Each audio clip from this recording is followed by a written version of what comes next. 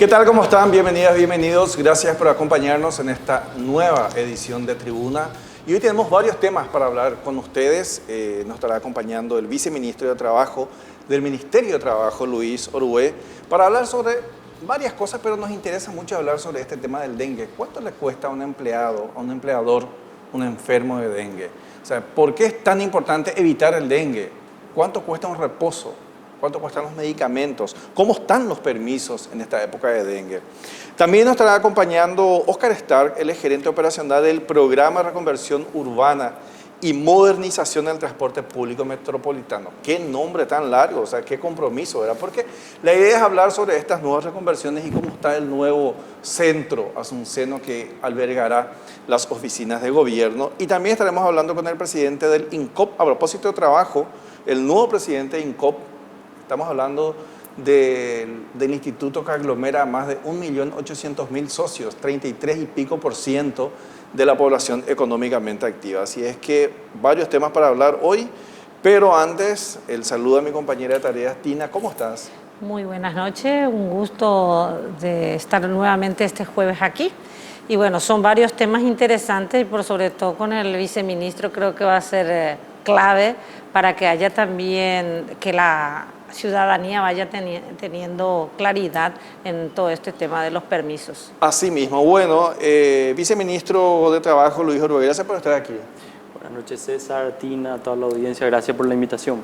Viceministro, muy joven usted, ¿cuántos años tiene? Yo también, ya, me pareció muy... Sí. Estoy en la escala de los 30. O sea, todavía no llegaste a los 30. No, estoy en la escala, ya pasé los 30. Ya, perfecto.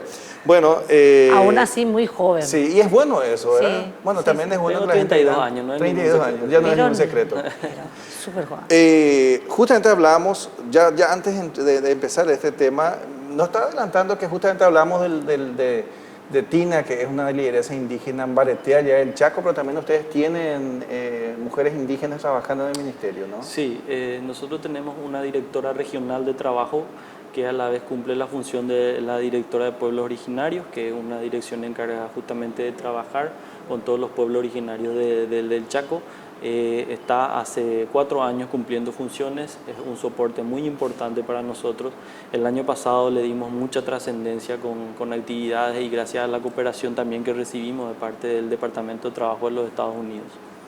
Bueno, y en una comunidad donde no es simple, era Tina, estar en Mariscal Estigarribia, donde hay tantos migrantes. Pero por sobre todo en la zona del Chaco Central, porque estamos hablando que es el centro económico del Chaco y en realidad Mariscal, también... Sí. No, Filadelfia, Neuland y Loma Plata.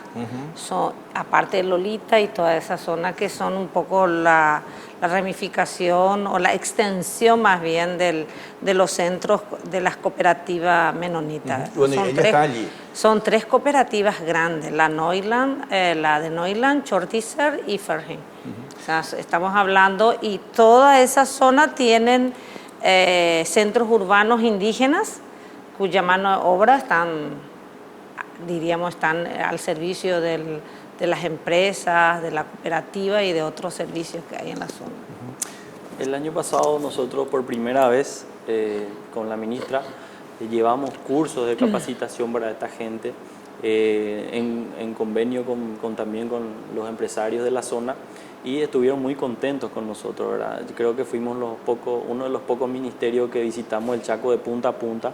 Recorrimos más de 16 localidades indígenas, llegamos con los cursos que ellos estaban solicitando y este año yo creo que vamos a seguir con ese trabajo. En ese sentido quiero apuntar nomás y valorar el trabajo del Ministerio de Trabajo, porque por primera vez también el Ministerio de Trabajo hizo un convenio con la Organización del Pueblo Guaraní, con la OPG. Directamente sin intermediarios, y esa organización está acompañando y monitoreando la implementación de los programas de capacitación de la SINAFOCAL, por ejemplo.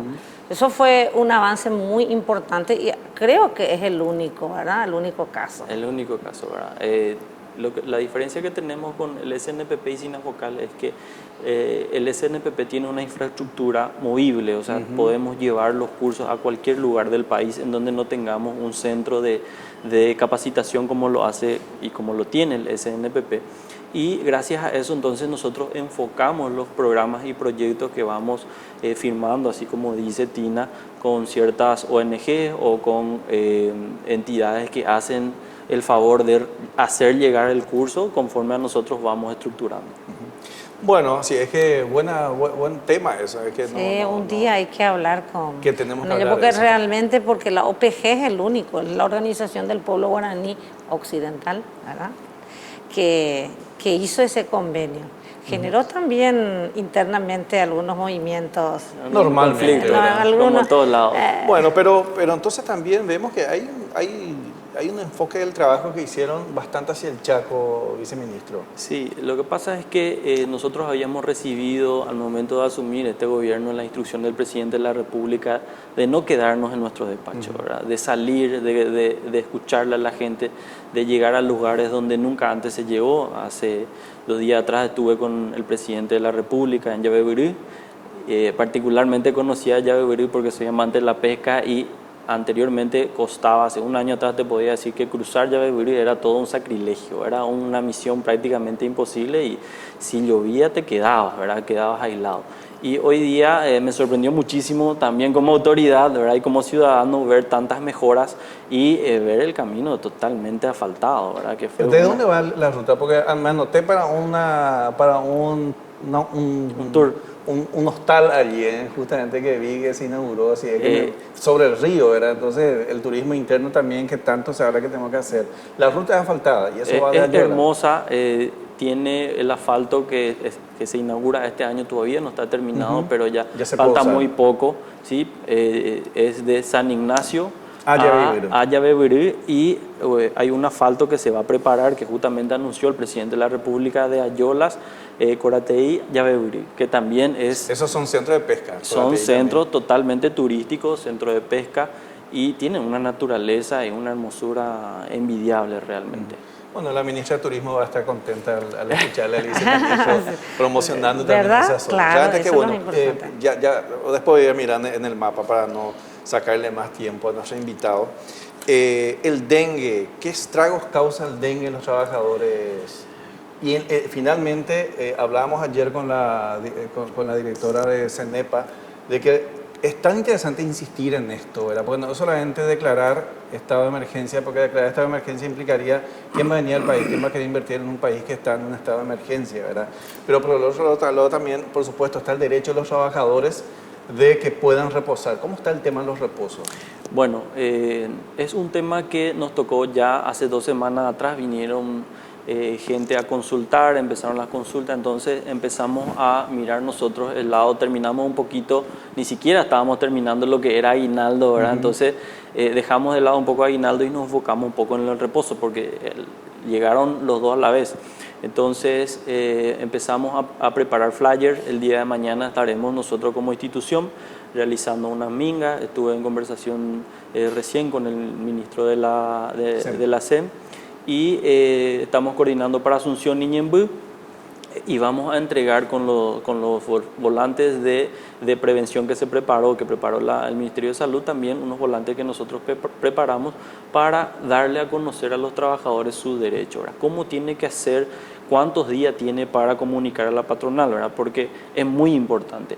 Si un trabajador es diagnosticado con dengue y dentro de los 3 días no comunica a su patronal que tiene esta enfermedad y que cuenta con reposo, él puede ser declarado con abandono de trabajo y ser despedido con justa causa, ¿verdad? Es un tema muy importante porque ocurre, ¿verdad? Suele ocurrir que el trabajador no avisa o no le informa a la patronal, entonces la patronal tiene todo el derecho también de presumir un abandono de trabajo, ¿verdad? Entonces, nuestra legislación establece que el trabajador por cualquier medio, ya sea por WhatsApp, por medio de otra persona, por llamada telefónica, debe comunicar a la patronal que se encuentra con una enfermedad. Posterior a esto, tiene que asistir a un centro asistencial y diagnosticarse, ¿verdad? Una vez que es diagnosticado y tiene los reposos, entonces tiene que gestionar el cobro del subsidio, porque hay que entender una cosa. La ley de la función pública es la única ley que establece un blindaje para el trabajador de que no puede ser descontado su salario. pero en el sector privado, lastimosamente, en nuestro código laboral eso no está contemplado. Entonces, como es una actividad que se realiza en contraprestación, entonces el empleador tampoco puede asumir la carga de pagarle a una persona que no está trabajando y que no está produciendo. ¿Qué generalmente tiene que hacer el empleador? Sustituirle, contratar un sustituto o ver la forma de suplir ese trabajo que no va a poder realizar la persona que se encuentra con reposo. Entonces, ¿qué hace IPS? IPS absorbe en parte el costo de lo que debe pagar el empleador y le paga un subsidio. No le paga el total porque IPS tampoco tiene la capacidad económica de aguantar toda la estructura de una epidemia, por ejemplo, ¿verdad? Pero le paga por lo menos el 50% de lo que es un jornal diario. O sea, el trabajador pierde plata si se enferma. El trabajador, además de gastar dinero, tiempo, de enfermarse, de poner en riesgo su vida, también pierde dinero. En realidad es así, pierde y es dinero. Peor aún porque hay una alta tasa de trabajadores que no están en IPS. Así mismo. Pero este realmente es un tema interesante porque no lo había, por lo menos me declaro ignorante, verán, el tema del sector privado fundamentalmente. No se cobra de todo de manera... Ahí está la importancia, o sea, y a lo mejor este tipo de verdad tenemos que contar para que la gente tome conciencia y elimine los criaderos y diga, no me puedo enfermar porque realmente no es se llega rata de dengue a Putucuta, sino que al contrario va a perder dinero también. Sí, es importante por varias razones, César, por el hecho de que uno, en primer lugar, no debe asistir en ese estado al lugar de trabajo porque corre riesgo de, primero, empeorar su salud, ¿verdad? Y la salud es algo demasiado importante y puede correr riesgo la vida, ¿verdad? Y después corre el riesgo de contagiarle también al entorno, ¿verdad? Entonces tiene que estar un poco aislado, reposado y el trabajador, si bien pierde, ¿verdad? No pierde del todo, ¿verdad? Ese subsidio que paga IPS tal vez no sea tanto o lo que debe percibir, pero salva bastante, ¿verdad? En vez de no estar cobrando nada, entonces cobra la mitad de lo que debería cobrar por un día trabajado. En ese caso, el trabajador o el empleador, quiero decir, ¿le descuenta esos días? Sí, así mismo, el empleador puede. Es una cuestión. Hay empleadores que consideran y no descuentan, ¿verdad? Claro, pero la ley le permite descontar. La ley le permite descontar. Y es importante algo que resaltaste, Tina, vos, respecto a los trabajadores que no tienen IPS. ¿Qué pasa si yo soy un trabajador informal y yo me enfermo? Le comunico a mi patronal dentro de los 3 días que estoy con reposo médico. No tengo IPS. ¿Cómo voy a cobrar el subsidio? Entonces, ¿qué dice la ley? La ley dice que si yo no tengo seguro social, el irresponsable, en este caso el empleador, tiene que asumir ese costo. O sea, yo puedo reclamarle al empleador que me pague los días de reposo. De hecho, es que si está ilegalmente, ya es una ilegalidad. Ya es un informal. Ya es un informal. Pero en este caso, si encima no le cubre, estamos hablando que es doble ya, ¿verdad? Sí, tiene una corresponsabilidad directa del empleador.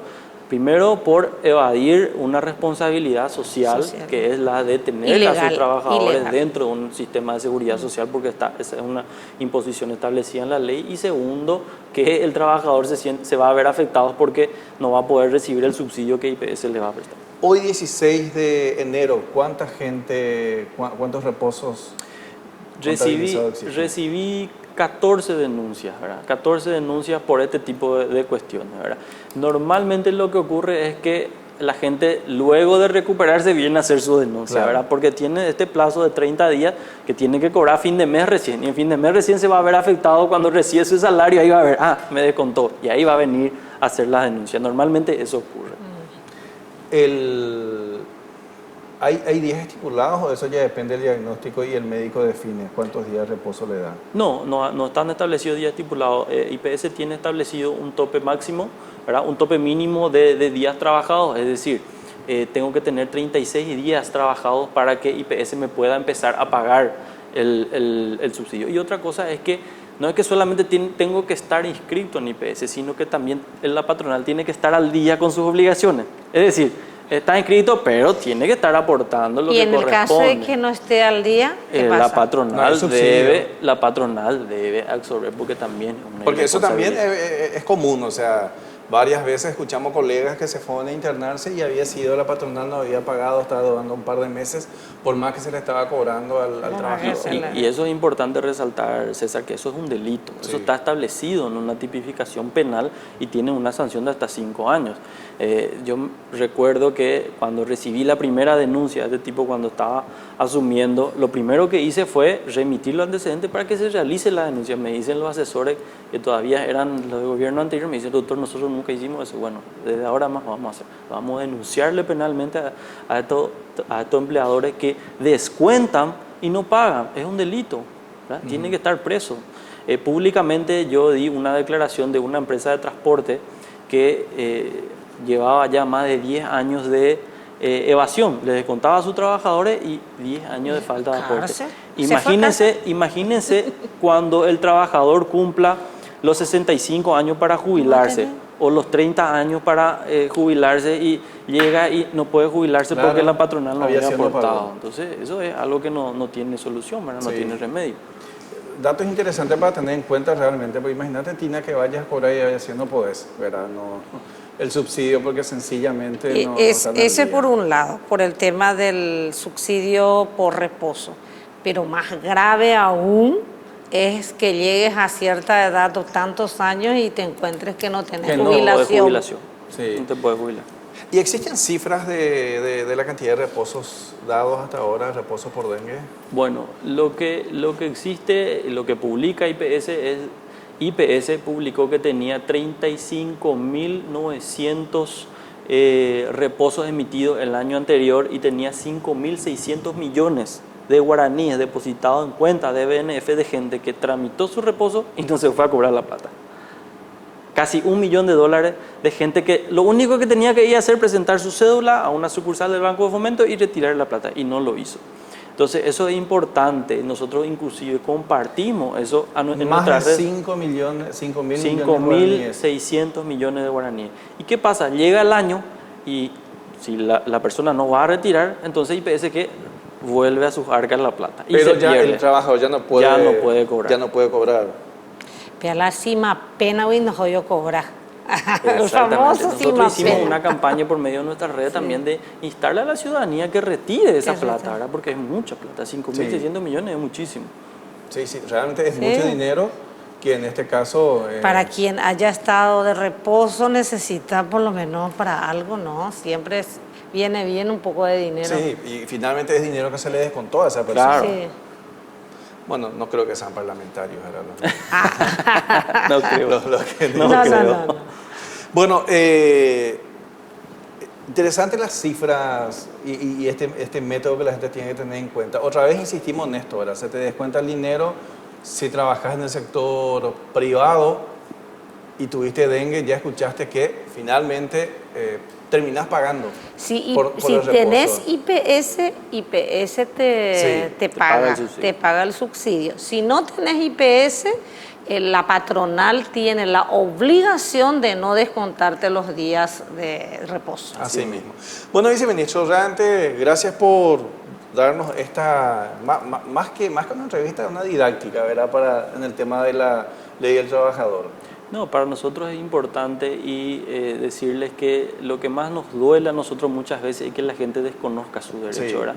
Duele mucho cuando viene una persona y te dice esto me pasó, y son cuestiones tan básicas que para nosotros es demasiado importante, ¿verdad? Conversaba yo hace días atrás con gente del Ministerio de Educación y le daba una proposición de que se meta una materia o no sé, como algún tipo de asignatura, por lo menos lo que es derechos básicos de una persona, ¿verdad? Básico de la Constitución, básico de derecho laboral, porque cuando uno sale graduado de una universidad, lo que menos sabe es las leyes laborales, ¿verdad? Sí, y eso tiene que ser como una Biblia para nosotros para poder hacer respetar nuestros derechos. Así mismo, Bueno, me quedé con ganas, Tina, y antes que vamos a volver a invitarle al viceministro en breve para hablar sobre proyectos específicos que tienen el Chaco, ¿te parece?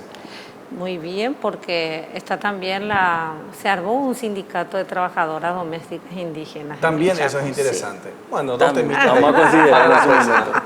Viceministro, gracias por estar aquí. Muchísimas gracias, César, a vos, a Tina, a la invitación, cuando guste. Bueno, hablamos así con el viceministro de Trabajo del Ministerio de Trabajo, Luis Orué. En instantes estamos con más temas aquí en Tribuna. No te muevas, ya volvemos.